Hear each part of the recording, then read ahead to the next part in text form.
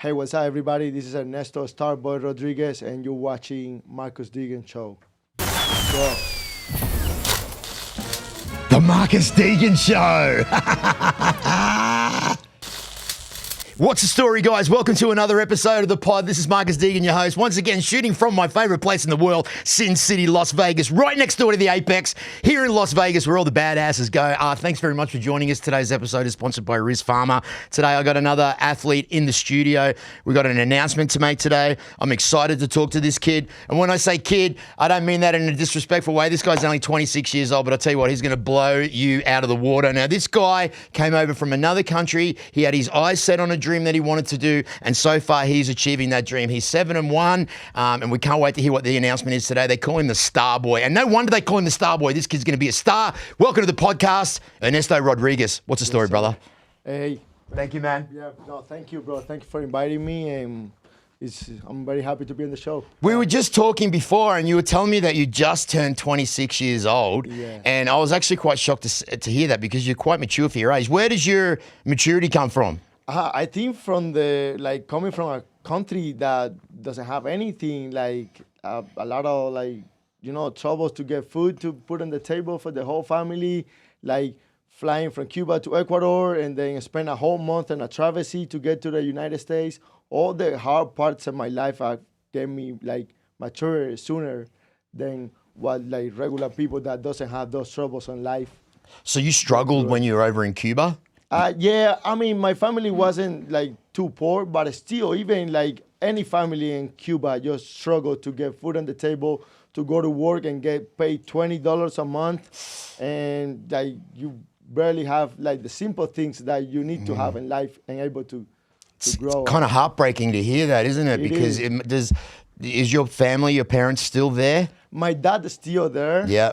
And my mom and the rest of the family, they're all in Miami, but I'm working on the paperwork for my dad to bring him here. Does he want to come over here? He didn't want it at the beginning, but then as things start going harder and harder, there's one day he woke up and he said, hey, you can put the paperwork whenever you want. So he's got that Cuban pride and didn't want to leave his home country and then just thought, yeah, things look like they're going good for you over here. Now, are things going good for you over here? Yeah, so far, yeah. The opportunities that this country in general brings, and especially in Vegas, with the casinos and jobs. And I'm working as a bartender at the bar, which is, it's a decent job to make a living. Yep. So far, I can't complain. Yeah. I'm loving my career. It's in a great course. And yep. I can't wait for what the future holds for me. Would you say so far that you're starting to live the dream now? Yeah, I'm living the dream ever since I stepped in the United States. Because I wanted to achieve my dreams. And I knew that this country give you those opportunities. It does. And I think me being an immigrant as well, because I'm from Australia, you're an immigrant. We have what's called something that other people don't have is the immigrant mindset. Because we have come from a country and want to make our life here. So we have this stronger, more powerful mindset on what we want to do. Do you think the mind is extremely important, not only just in what you do for a living, martial arts, but just in general? Your mindset's got to be on point, right? Yeah, and life in general, your mind has everything to where you go, the things that you do daily, basics. Like coming from a different country, you have seen things different in a different way, and when you see the things that you can have in order to make your life better, it's really important to have that in your mind. So let's just back up a little bit. Did your martial arts career start back in Cuba, and basically did you get into wrestling or boxing? Because I know most young guys they do a bit of wrestling and boxing in high school. How did yours kind of come about? Yeah, I started wrestling since I was 6 years old. My dad put me into wrestling, and Cuba, one of the best sports is wrestling, boxing, and baseball. Really? Yeah, but all the kids wanted to play baseball, but my dad was like, it's a team sport. You depend from the whole team. And wrestling, you depend on your own sacrifice to make it good. And then he put me into wrestling, and everything's then, I started growing up. My whole life was kind of wrestling. Yeah. And I had that wrestling mindset until I was 18 years old that we moved to the States. So do you think that wrestling is your strongest attribute when it comes to your mixed martial arts? Or would you say that now Is that your base, do you think? It is my base. It's definitely my strongest martial art. And I feel so confident on it. Like I wrestle with like Kamsat and all those guys that are in the UFC that Yep. they're actually good wrestlers and we kind of tight. Like and I'm really right there. That's Yep. my strongest martial art, definitely. Yeah, I mean, I was watching some of your fights this morning, and you're kind of one of those fighters that if you get someone down and get them up against the cage, it's very, very difficult for them to get back up again. In remnants to someone like Khabib Nurmagomedov or Khamzat Chimaev, as you mentioned earlier on, those Dagestanis, they really, really know how to wrestle. Have you? So you said you wrestled with Khamzat. I wrestle with Kamsat. I train with Khabib team a couple times too. Yep, yep. And then I feel like my wrestling level is there. Yeah. And then I been training Muay Thai with One Kick's gym for the last few years. One kick, Nick. One Kick, Nick, yeah. Yeah. And for the last few years, so I've added those Muay Thai techniques and skill sets to my whole game plan, and it's been working. So let's talk about a couple of the organisations that you've performed in. Currently, at the moment, you're in the man with the biggest chin in the UFC, Uriah Faber's organisation. Is that right? Now, how's that going? It's going well. That was my last fight, but it was just a one-fight contract. Oh, it was just a one-fight contract. Okay, because I was looking at it, the way they run their organisation is very professional, and the production and everything's great. Yeah, it was a great show. It was a great show. Lots of people. Yeah. Like it was a sold-out show over at Sacramento. Yep. And it was fun. Yeah. Yep. And you, previous to that, was it the PFL that you were in? No, LFA. LFA. I get all these mixed up sometimes. There's so LFA. many out there right now. Now, are you still you're not with LFA anymore? No, I've been fighting one fight by fight. Yep. So Is that just to stay active? just to stay active. Yeah. But sometimes you sign with like 3-fight contract with a show and they don't provide you the fight that you want. Right. Or they sit you down for a little bit. Yeah. And fight by fight, it's been good. So, do we want to talk about this announcement that you've got? I was about to say that I'm fighting November 12th. I took a fight on a 2 weeks notice. November 12th, Tough Enough at the Sahara. Is that right? Yes. Tough Enough at the Sahara. Now, guys, I have actually been to one of these Tough Enough events, and let me tell you, it is pretty damn spectacular. Do you know who your opponent is? Monterreal Jacobs. That's his name. It's a wild striker, so I gotta come out with my hands up, and I feel like it's gonna be a fun fight. When was the last time that you were in the octagon was with Uriah Fabers? Yes, that was the July. About 3 months ago, right? Yeah, July 20. Yeah, July yeah. 22nd, yeah. Yeah, and you won that fight. I won that fight. Yeah. Was that by unanimous decision, yeah. completely domination? Yeah, it was the black guy. Was that the black guy? Yeah, that's right. That's right. So, Tough Enough. Oh, that's exciting. Now, where are they? Sorry, where's that at again? At the Sahara Hotel. Wow. On the strip. So, On the strip. I love that. That's great, isn't it? Can't get better than that. So, where are you? So, you're in camp now. What have you been in there? I'm in camp. I'm always in the gym training. Yeah. And because I feel like I was ready, so I took it on a 2 weeks notice, which I took another fight on Tough Enough on a 4 days notice. Went there, checked the guy out. On 4 day notice. 4 days notice. Made weight. The guy missed weight.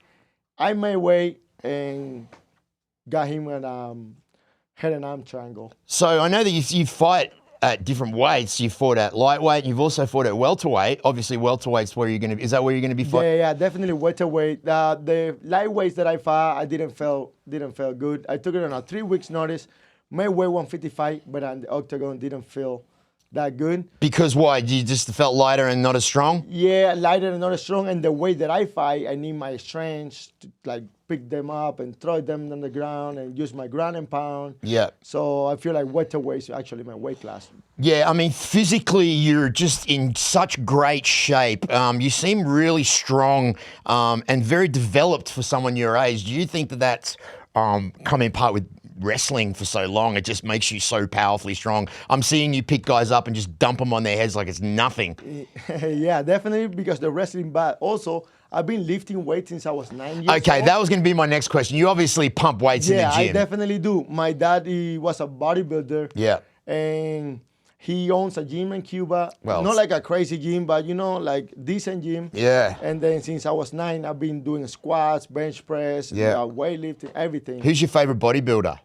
Oh, I would say was this guy, the black guy that was a police officer. Oh yeah, Ronnie Coleman. Ronnie Coleman and Arnold Schwarzenegger. And Arnold they both, I love them. You like the old school guys. The mindset that they have. Back then too. Back then, without having not the good supplements and what they have now. You know what I mean? Yeah. So okay, so you're training with One Kick Mick. Where are you at in your camp right now? Like, what are you working on? Do you find videos of your opponent and sit there with your coach and watch them and work out different equations that you're going to do? How does your training camp work? Yes, definitely. I watch the videos of my opponent by myself, but also my coaches watch the videos. And then we, at the gym, we all come together and we see what's his weaknesses, what's his strengths. Yeah. And we're working on these weaknesses. Yeah. And he doesn't have no ground, take him to the ground. If he doesn't have no striking, we strike with them, and that's all we do. Are you confident with your stand-up? I'm definitely very confident, yeah. Has it been getting better because of training with One Kick Mick? It's getting better every day, yeah. Every day at the gym. I strike with the best strikers in the world, like it's the Angel Kawani brothers, Chidi, Anthony, and then I'm actually in a Muay Thai gym when all we do is actually Muay Thai and kickboxing and day, so it's definitely getting way better. You know Johnny Parsons? I know Johnny Parsons. He was just here the other day. I saw it. What a great guy. Yeah. I spar him. He's a great striker too. We spar each other. I help him for his camp. He helped me for mine. So yeah, I mean, I didn't know too much about him, and then when I met the guy, he just even his spirit and just his energy is just great. I loved it. Family guy, very emotional guy, real sweetheart. I really enjoyed talking to him. Yeah. So you UFC ready, man? I cannot wait. You're UFC ready. I'll be chasing him, man. Do you know it's going to happen, right? You know it's just he needs to. I don't want anything else in life, but then it will happen. If fucking UFC. Listen, bro. If your mindset and what you're channeling all your energy. I want to be I'm going to go to the UFC. If you see yourself putting on those UFC gloves, if you see yourself being on a pay-per-view event and all your family watching, you can see that, right? I can see now, it. when you see it, do you feel it? Do you get the goosebumps? Goosebumps to me. I've been attracting UFC in all the ways in life. Even my car plate says UFC. So that's how hard I've been attracting UFC. I cannot wait. I feel like it needs to happen sooner than later. Yeah, it's called manifestation. You're manifesting it as we speak. Even us talking about it right now is putting it out there. It's only a matter of time for you. I've seen what you do now. Now, have you spoke to Dana? Have you been in contact with the UFC? I haven't spoke to Dana. I haven't spoke to Sean Shelby, which is one of the matchmakers. By my managers, they have thrown my names on previous fights. But unfortunately, the opponents haven't picked me, and they have picked somebody else. Right. The opponent that the fight fall off, yep. They haven't picked. They picked someone else, like Jack de la Madalena. Yep. I was supposed to fight him one time. He's Australian, right? He's Australian. Yeah. Australian. Yep. And then he picked the guy that he fought. Right. I don't remember the name. And instead of me, so I couldn't get that fight to get into the UFC. Right. But eventually it needs to happen. It needs to happen because I'm ready. I had a Bellator offer when I was 5-1, and I declined it because all I want is UFC. I want to fight the best guys in the world, and I want to be in the best league of the world. Yeah, I mean, I'm not even worried that it's not going to happen. I just know it's a matter of time. I'm saying probably next year is when you'll be in there. It was supposed to be. I was supposed to be sit down and wait for a short notice fight on the UFC. Yeah, and then come in there and fucking make a massive performance and just starch the guy and then bang, you're in. Boom! I mean, yeah. So, but it's so hard for me to sit down and not fight. So, and this opportunity came out, and I'm like, I'm ready. I took it. So that's funny that you say that because I was listening to what Alexander Volkanovski said when he went in on that fight on 2 weeks' notice. He said, not fighting and not being active, it does something to your brain. It can really fuck you up. Now, yesterday or the day before, I heard Conor McGregor say exactly the same thing. I've been kept from my living for 3 years. I can't do my job. It affects the brain. Can you explain how it affects the brain? Yes, it definitely affects it because as an athlete, you wanted to be active. There will be one day that you wake up and you won't be able to do what you do now. So you want to fight as much as you can. You want to, because when it's like addiction to the adrenaline. You know what I'm saying? When you get in there and you're walking out and the announcer calls your name, you feel that goosebumps and you get pop up, and then not feeling that and you training to feel that and not feeling it. You withdraw. It's like a withdrawal. It's like withdrawal, yeah. So that's actually affected. So I suppose the drug or the addiction of wanting to fight is really, really strong with you athletes, especially in being a fighter, because there's only so many fights per year you can do. Arguably, what would be your finest scenario? How many fights would you like to do in a year? I've been doing 3 fights a year for the last like 3 years, except for COVID. I did like even in COVID year I did like 2 fights. Right. And that's the perfect amount of fight per year that I want to keep doing it for the next 7 years of my life. Yeah. Maybe 8 or who knows. Yeah. Have you stayed injury free? Pretty much injuries? Yes, no injuries at all so far. An ankle a long time ago, but so far, thank God, I'm been doing other injuries. Yeah. I take care of myself a lot too. Like You take a lot of supplements and drink a lot of water. And I do ice bath. Yeah, And yeah. It's like once a month I go to a chiropractor and they crack my back. And You got your girl making all that beautiful Cuban and my food. girl made all the Cuban food. She gives me a lot of Massages, too. perfect. So- Yeah, no, that's great. So what about you're with Iridium Sports Management? Yes. With arguably one of the greatest managers on the face of the planet, the lovely, the wonderful Mr. Jason House. He Jason always House. gets brought up every time I talk to his fighters on this podcast. What do you love about Jason? Oh, I love them. It's been great so far with them. I love Jason because he's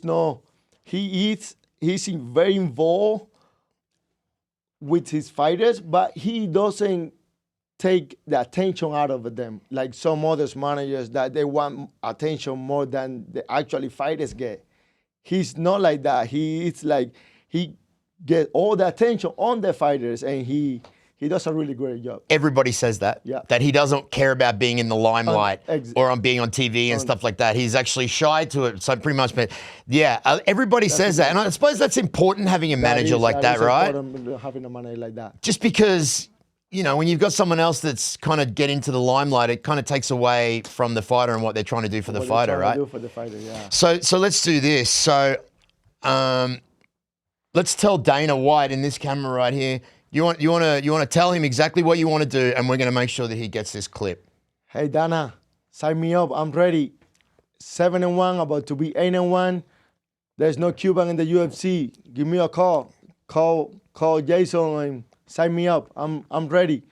You won't regret it.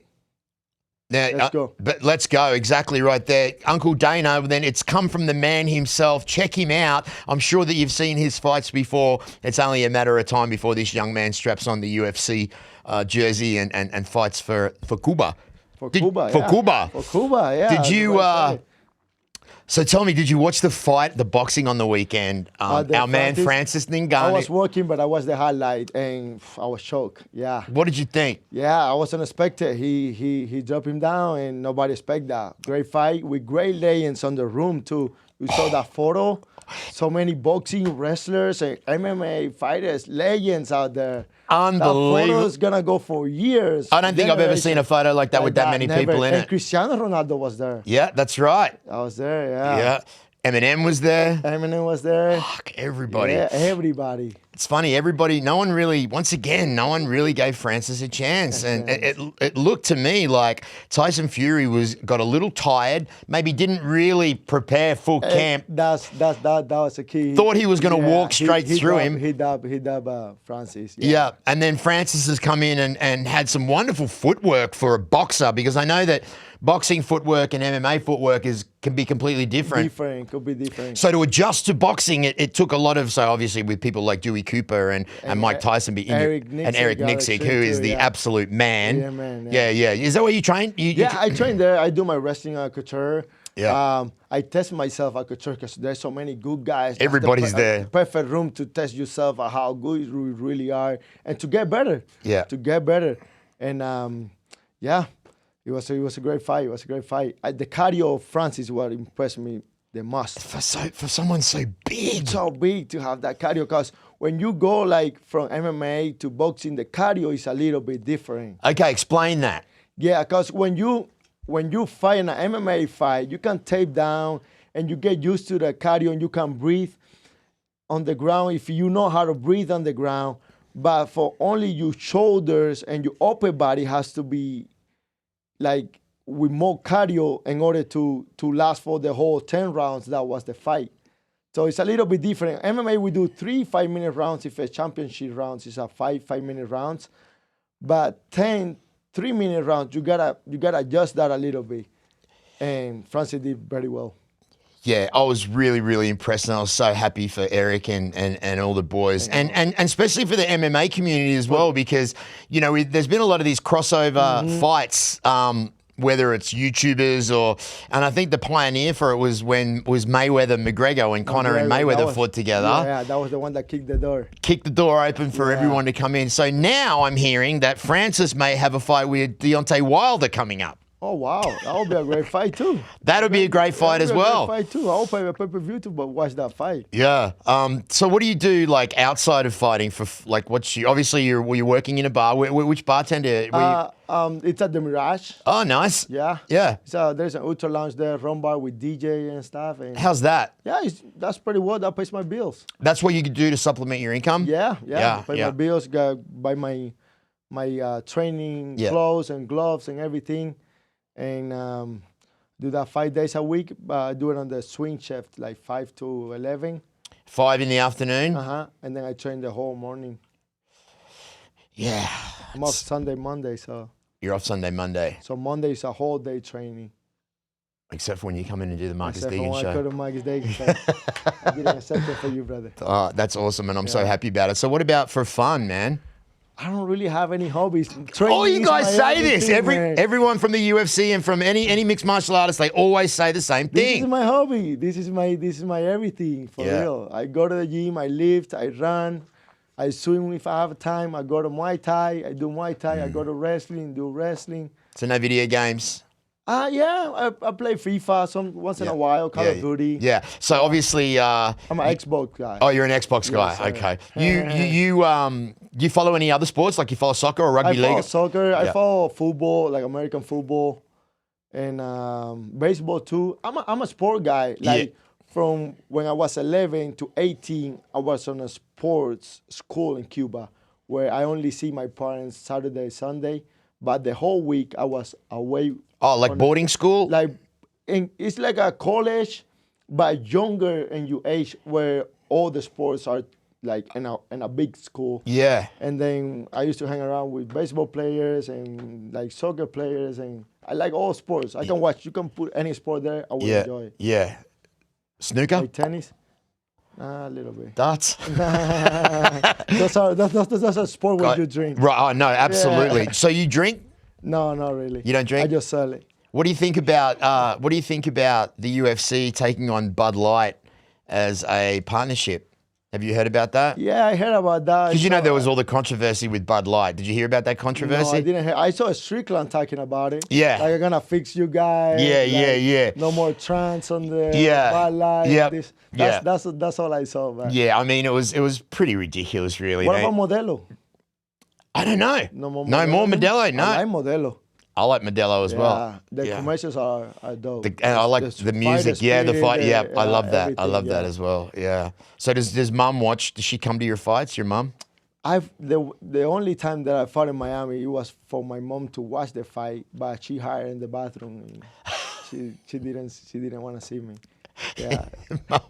Mum didn't want to watch her son get in a fight. She watched the fights after I fight. But she said she only prays for me. That's Bless. what she said, yeah. Is it Catholic in Cuba? Yeah, but there is another African religion, like Yoruba. Never heard of that one. African, yeah. What's the basis of that faith? It's like, I don't know how to really explain it because I'm not too much into it, but like I would say 80% of the Cubans believe in that religion. Because we kind of mix, we got like Africans and people Christians from Spain, Christians, yeah. But it's called Yoruba. Is that your faith? No, God. Yeah. You believe in God? I believe in God and myself. You have you believe in God and yourself? And myself. You have a relationship with God? Do you talk to him a lot, and does he help you? I just ask him for health and health for my family. Yeah. That's the only thing that I ask him for. Yeah. The rest I can do it. Do you feel like sometimes I don't know. Sometimes if I ask God for too much, I feel like guilty a little bit. Like I'm asking and I don't feel worthy. I wonder if that's normal. Like, I mean, I know it says ask and you shall receive, but sometimes I'm like, no, I'm not a good guy. Good guy, you're asking way too much. Way too much, but I'm getting it. I'm getting it though. That's how you attract it. I'm getting it, bro. That's the thing. that's Like I said to my wife the other day, I was like, fuck, man, I got to thank God because what I prayed for yesterday, I just fucking got it right now. You got it. Oh, I keep getting it. It keeps You happening got and it. happening and happening and happening. If it's working for you, keep doing it. It's absolutely working. Don't feel guilty for it. I know. I think it's just natural as natural. as a flawed human being. Yeah. Yeah. Yeah. Are you Australian? Yeah, I'm from Australia. Have you watched this documentary, Chris Hemsworth, Limitless? Very interesting. I watched it before my last fight. That helped me a lot. So Chris Hemsworth, has he got Alzheimer's now? Or is that his brother? No, his father dies for Alzheimer's. And I heard he has it now. he Doesn't? Who has? His father did. And the documentary talks a lot about it. Because he was working for him not to have an Alzheimer, just like his father had. Yeah. Yeah, that's got to be a rough disease to catch, losing your mind. Yeah. Like, one thing that you want to have when you're an old man is still have your brain, right? Yeah. You don't want to revert back to childhood. It's so weird. And you forget things and you don't recognize your family. That's that'd be. I'd rather have fucking no legs than no brain. No brain, Yeah. So do they celebrate Halloween in Cuba, or is that in America? They started doing it like a couple years ago. Because of America, Because the internet. Internet. Before there was no internet in Cuba, so like nobody knew what was going on outside the world. But now the internet is in there. So there was there wasn't much internet there. No, it started in 2016 and 17. Wow. Like way late. Later on. Yeah. So, what did you do? How did you find out about the world? Yeah, when the internet came out and then people started having social media. Yeah. There was like starting to know like there's Halloween, there's Christmas, there's different things. Yeah. There's a whole war outside Cuba. Right. I think that was the worst for the communism in there. Yeah, right. Yeah. What are you dressing up for this year? You gonna dress up? No. Your girl's not gonna maybe make Harry Potter. My girl, she's a big fan of Harry Potter. She wanna Harry dress Potter. like Gryffindor and Slytherin and all the clubs. We went to the House of Horror last night. It was pretty fun. The House of what? Horror. Oh, where was that at? Charleston in 95. Good? Was it good? Yeah, it was good. It was good. Did you get scared? No, not really. Was your girl scared? I almost able. Yeah. I was like, oh shit, let me know. Yeah. Are you always like, I suppose, I mean, people always think that guys that are in combat sports or martial arts get into a lot of street fights, but it's actually the opposite because you guys have control of your emotions. Is street fight something that happened to you a lot or ever? Have you ever had a street fight? I had a very few, like long time ago, but not really. I mean, my Cauliflower here is like, people don't really want to get into a street fight with me. See, this is the thing. And I try to tell my listeners and my viewers this all the time. Guys, if you're in a bar, if you're trying to pick a fight with somebody and you're acting like a smart ass and you got a big mouth, don't look at how tall they are. Don't even look at how small they are. Because you can look at a guy that's like 5'3" and you think, I'm going to kick this guy's ass. Look at his ears. Yes. It's always the ears, guys. If you see cauliflower ears, don't fuck with it, right? The ears. Always look at the ears. There's a funny story. I was working at the bar one time, and there's three like big guys, and I had a line, like people getting cocktails, and I was making the cocktails, and they were like, hey, they were talking shit to me, but not really to me, like between them. But you can hear what I can hear what they say, and then when I was like, I'm gonna have to fuck these guys up. As they're getting close to the bar, one of them touched the other one, and he was like, hey, look at the ears. And then they were like, hey, bro, how are you? Hey, sorry, tell you time now. They actually tipped me like $50. See? They were under the table. So see? Don't ever let anyone make fun of your ears again, because can you hear properly out of them? Of course. Do you get them drained ever? That's the thing with this one. This one happened in Cuba. I drained it too much. And that's how I got like that. Yeah. This one I tried it better.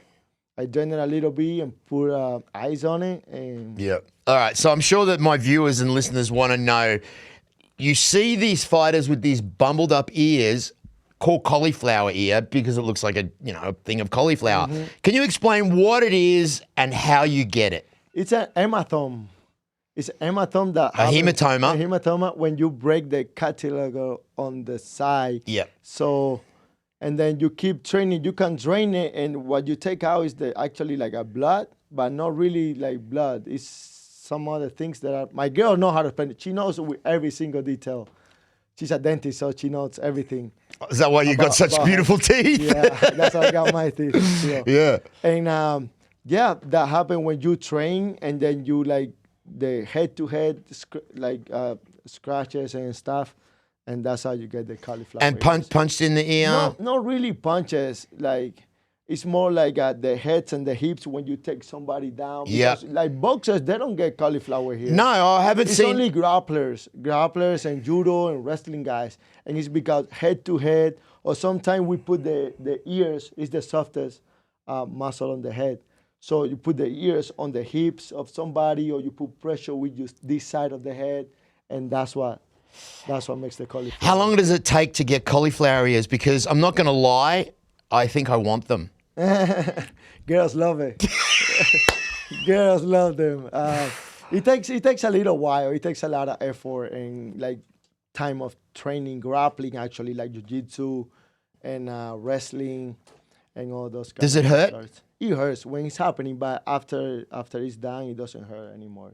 Yeah. Who would you say has got the worst cauliflower ears you've ever seen?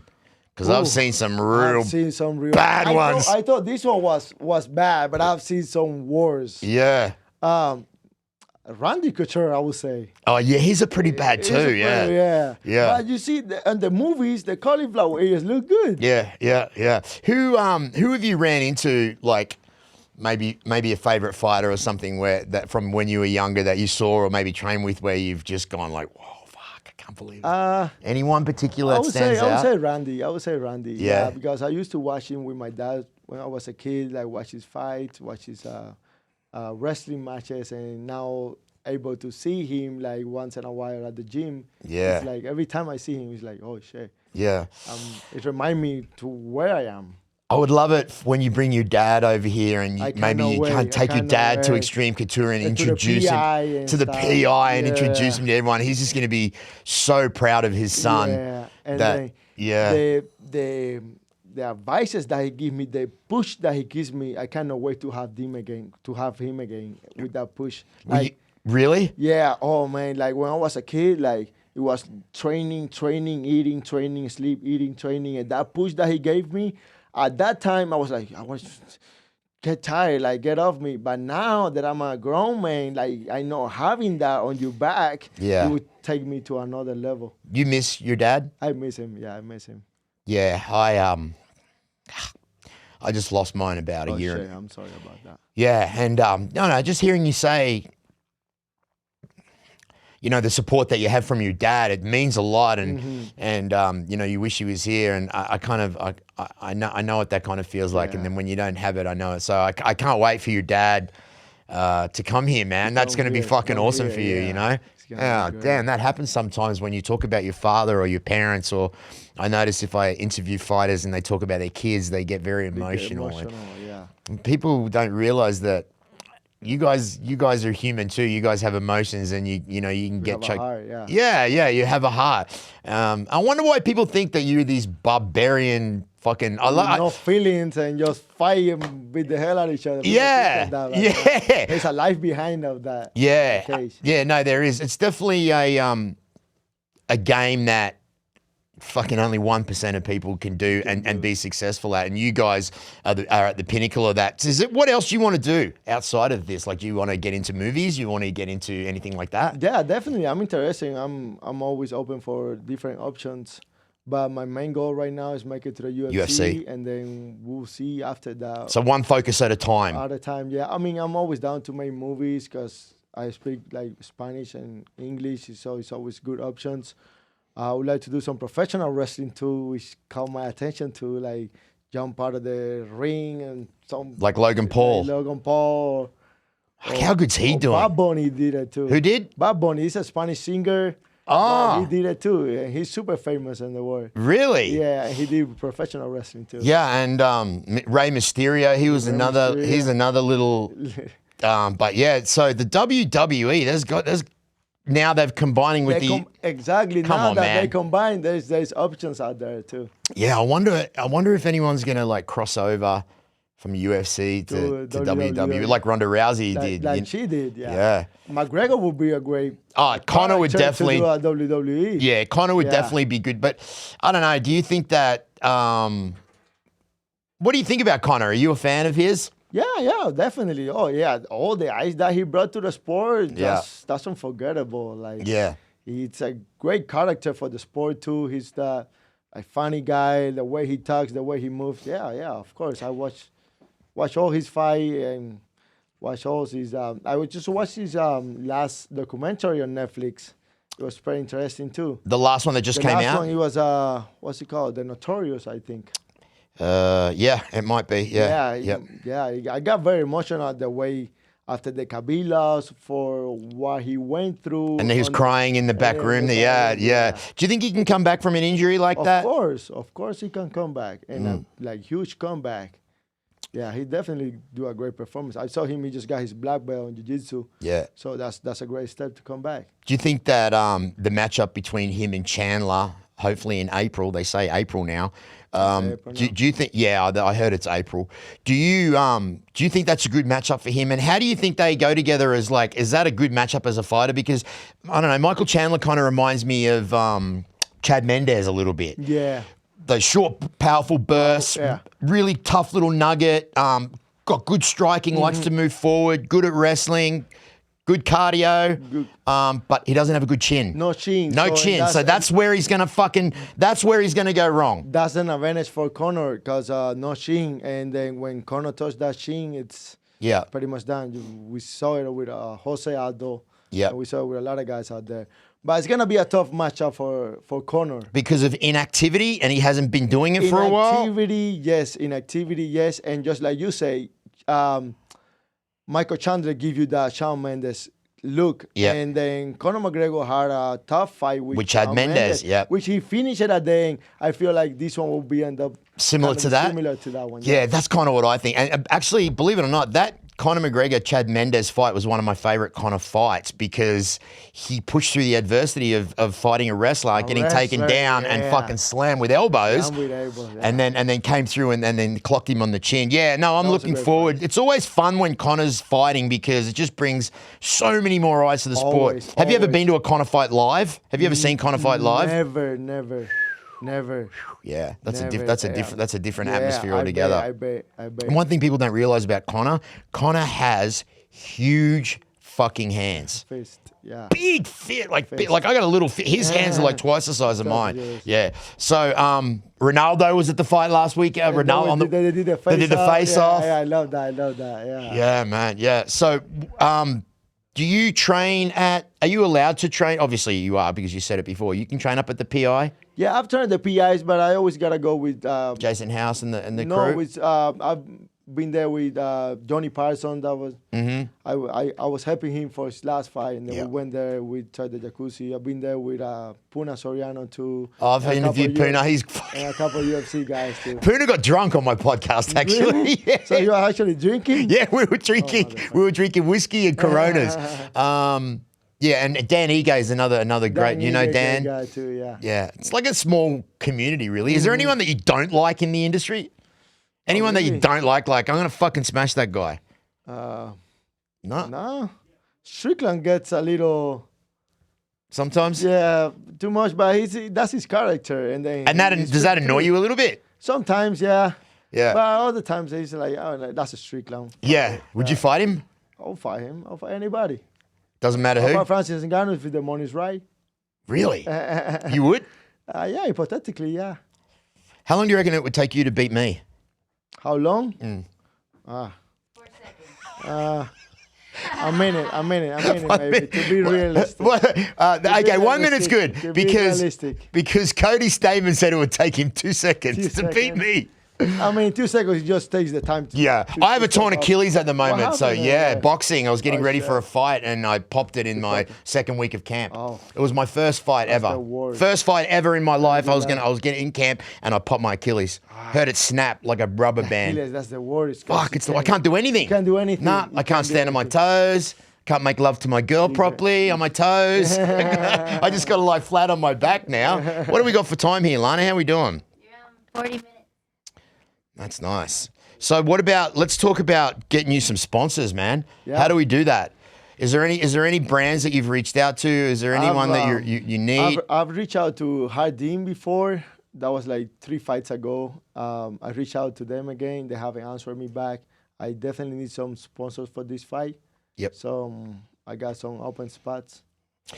And I do a great job with the promotion. Like I put it on my social media, on my fight shorts, my t-shirts. I make t-shirts. I do my banner too. Yep. So what, November 18th? November 12th. November 12th. It's a Sunday. Guys, November 12th, is it going to be televised? Yes, a UFC Fight Pass. Oh, okay. I'm the co-main event. I couldn't get into the main event because that was already booked, and I took it on 2 weeks' notice. But I tell them, like, I gotta be co-main at least. Yeah. So November 12th, Tough Enough, Las Vegas, at the Sahara on the Las Vegas Strip. It's going to be televised. Guys, if you want your brand to be promoted by this young man, whether it's wearing your logo on his fight shorts or on his robe, or maybe it's splashing it all over his social media, then get in contact with this man through either Iridium Sports Management, or you can find him on Instagram social media. I'm going to put the link for his social medias in the description underneath the podcast. Guys, if you want to get behind this young man who's, trying to fight for his family over here, then get behind and sponsor him. Anything that's indicative with fighting, it doesn't matter what it is. Get on board and let's get this man some sponsorships. Before I make it to the big show, because once he makes it to the big show, the money goes up. It costs more. The money goes up. So lock your spot now, and then you will have a spot once I make it to the big show. That's it. And it's only a matter of time, right? It's only a fucking matter of time until you make it to the big show. Bro, I always like speaking to up-and-comers, because when you do make it, and it's only a matter of time, then I like to bring you back in and go, hey, remember? I'm definitely going back here. I like the setup, I like chatting with you. You feel so comfortable. I feel like I'm on my living room. On my house now. Yeah, that's kind of the idea. Like, I mean, this podcast has been primarily talking about your fighting and the background of fighting, but because you're an up-and-coming young guy in this industry, I want to know all about your fighting, and I'm sure everybody else does. Bro, if you had a message, do you have a message for people out there or that you want to share some positivity in the world, what could you say? Yes, definitely. If you have a dreams, go after them. Life sometimes can put you down, but get up. Like it doesn't count how many times you fall, but how many times you get up, and just go after them. Don't matter how you're struggling right now, you have struggled before. Just go after your dreams. Take care of your family, take care of your friends, take care of people around you. If you are a fighter, take care of your coaches too, because they're big support in your career, and those are the ones that give you the knowledges. Take care of all people too, like your parents. Don't put your parents in a nursing homes or anything like that. Take care of your parents, because one day you won't have them and you'll miss them. So Beautiful, beautiful message there, and said with such conviction and confidence. It means it's coming from the heart. So I do encourage you to listen to these messages and that these fighters have, because it's just second to none when it comes to the information that you can use in your life to make it better. Brother, thank you so much for coming in today. I really appreciate it. As soon as you get that UFC contract, man, we're getting you back in here again. It's only a matter of time. I'm going to come out there on November 12th and support you. Definitely going to be out there. Yep, I'll definitely be out there. I'll be promoting it on my social media. And thank you very much for coming on today. Thank you. Thank you so much. Absolutely. Guys, thanks very much for tuning in. If you're listening on Spotify, we love you. If you're watching it on YouTube, even better, because I'm trying to build the channel up. Today's episode was sponsored by Riz Pharma. RizPharma.com. Use the MDS promo code to get 15% off your order. Hey, thanks for coming. Thanks for listening. Thanks for watching. We're out. Yes. That was a great chatting, brother. Fuck yeah, brother. Yeah,